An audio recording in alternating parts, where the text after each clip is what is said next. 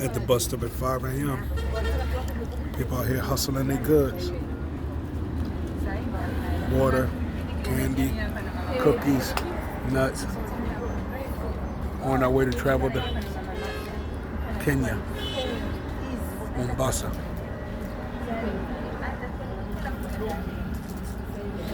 People come out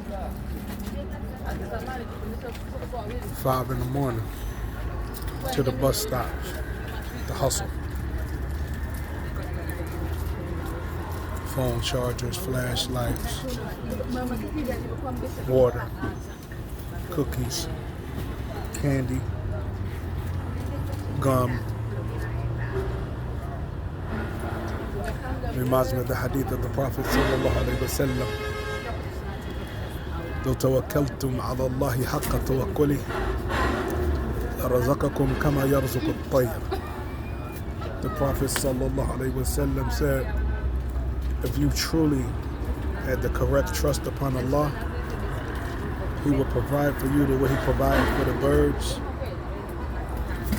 They leave their nests with their bellies empty, and they return with their bellies full.